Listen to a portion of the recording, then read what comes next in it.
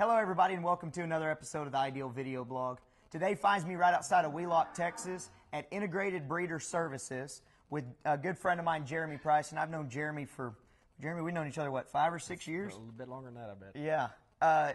Anyway, Jeremy worked here a while back and then started this on his own. We're going to talk a little bit about that in a minute, but I came by today to video a couple of bulls. You'll be hearing the guys in the background get some bulls ready for some customers of mine. Can't wait for those to come out, and I'll probably put that on the blog when they come out so you can see what's going on.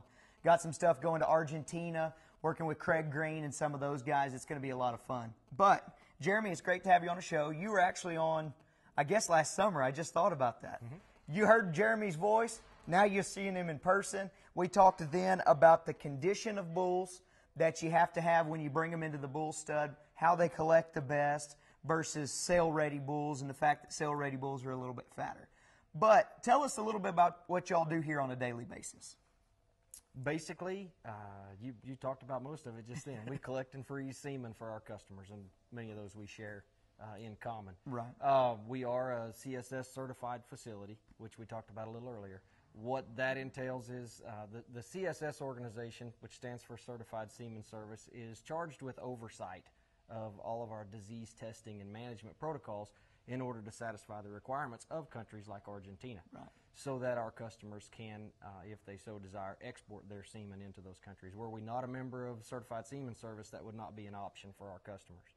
So basically it means that we house bulls in a certain way, that we perform testing protocols that are consistent with what USDA requires. And CSS basically is a liaison with the USDA for us and ensures to USDA that we're operating under the proper protocols. And so basically the semen collection, a couple of days, 2 days a week, we'll gather these bulls up and collect their semen, process and freeze it. The other 3 days of the week we're performing those health tests, picturing bulls, doing video work, and then basically doing the quality control measures that are required to ensure that the semen that we're producing will achieve its goal. Now, in order to do that, I know a lot of testing goes into the bulls as far as health related and everything about them. That's got to be a little bit of a rigorous process on your part. It's time consuming. The facilities allow us to get it done, you know, right, with relative ease. It can be a little bit tedious. The organization is very important to ensure that we don't miss some part of those protocols. Exactly. Missing a health test is a big deal because of the way that those protocols are structured. So, yeah, collection days are rigorous. To collect 20 or 30 bulls can be very, very time consuming. From the time we collect semen until the time that we get it frozen is often 8 to 10 hours. So if we start at 5 or 6 in the morning, it's still by the time we collect that last bull around lunch, it could be 9 or 10 o'clock in the evening before we get done processing and freezing everything. And so yeah, it's time consuming, but the guys that work here are good at it, right, and that helps a lot maintain the flow. These bulls have to cooperate with us.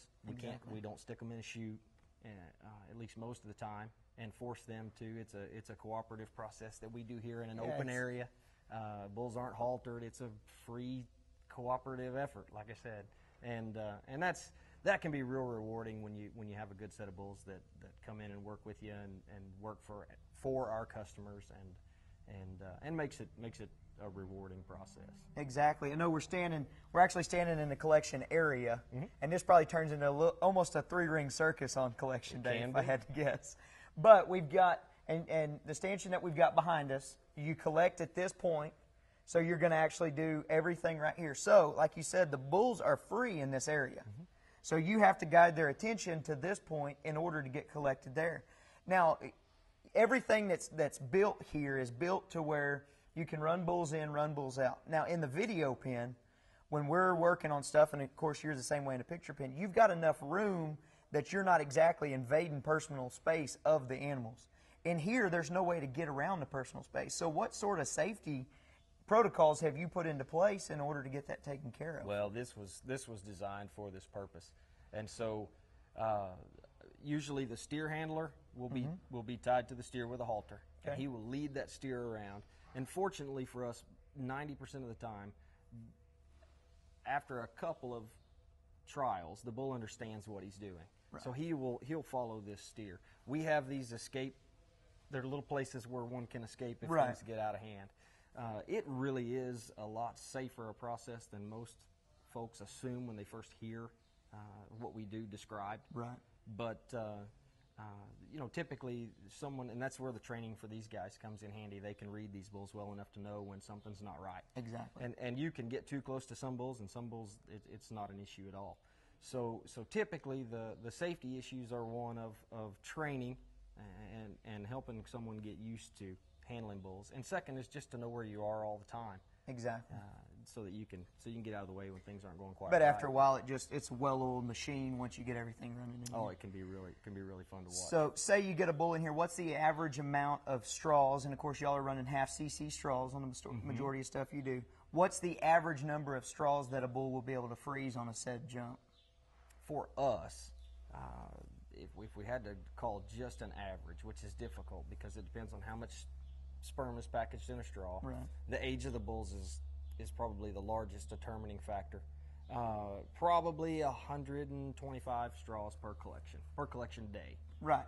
So 2 to 3 ejaculates will compose that bull's collection for that day, but about 100 to 125 straws. Now, do you do those 3 ejaculates at one time, or is this something where you'll bring the bull in, then take him back, let him rest, and then bring him back again? If the folks that are watching could see the way these pens are set up, we bring a bull out of a stanchion. They're herringbone stanchions, and the bulls stand and observe the other bulls being collected. Okay. And they all kind of get in a groove and get excited.